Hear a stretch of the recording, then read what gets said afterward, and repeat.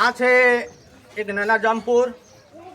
નાના જામપુરમાં આજે બેસતા વર્ષના દિવસે અમારો એક સંઘ પગપાળા પાવાગઢની યાત્રામાં જઈ રહ્યો છે.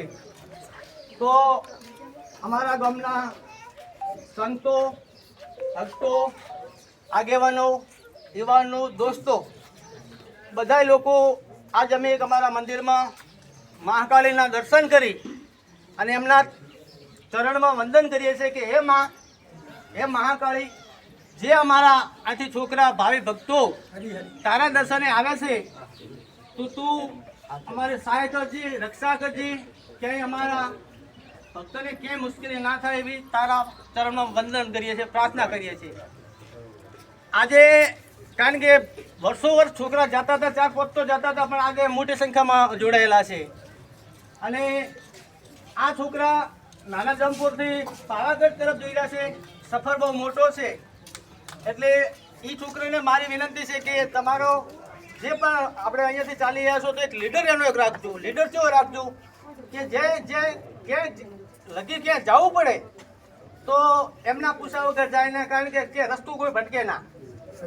અને આ પોતપોતાની જવાબદારી જાય છે, કોઈની આમાં જવાબદારી રહેતી નથી, કારણ કે સફર મોટો છે ભાઈ, કોઈ અકમ વસ્તુ નથી. એટલે જાય છે એના માટે ખૂબ ખૂબ ધન્યવાદ છે.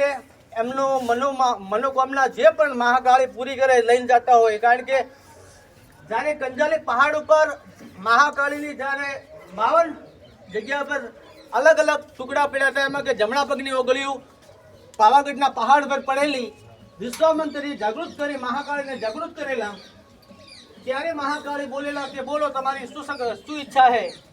ત્યારે મહાકાળીને વિશ્વામિત્રીએ એવું કીધું હતું કે એ માં, આ પહાડ ઉપર તમે બિરાજમાન રહો, તમારી ચરણોમાં ભક્તો મનોકામના લઈ આવે એમની આશા પૂરી કરો, આટલું જ ખાલી માંગ્યું હતું. મેં ઓગળેલી વાત છે ભાઈ. એટલે આ તમે જે જઈ રહ્યા છો એની મનોકામના 110% માતાજી પૂરી કરશે એવી મેં આશા વ્યક્ત કરે છે.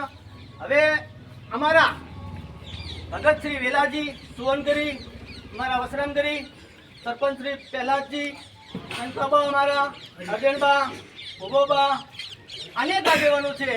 એવા વેલદાસને આપણે સવાલ કરશે કે વેલદાસ, આપણા ગામમાંથી જ્યાં સંઘ જઈ રહ્યો છે એમના વિશે તમે શું કહેશો? બોલો શ્રી મહાકાળી.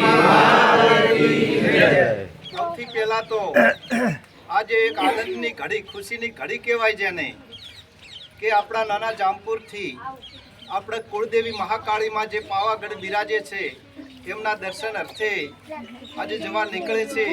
તો સૌથી પહેલા તો માં ભગવતી વતી અને સદારામ બાપા વતી આપણે એમને આશીર્વાદ આપીએ કે એમની આ યાત્રા એકદમ સુખ, શાંતિ, સંપૂર્ણ સંરક્ષા અને અખંડ આનંદ હાથે માં ભગવતી એમની આ યાત્રા સફળ બનાવે અને દરેકની પોતપોતાની મનોકામનામાં ભગવતી મહાકાળીમાં પૂરી કરે એવા સૌથી પહેલા આશીર્વાદ.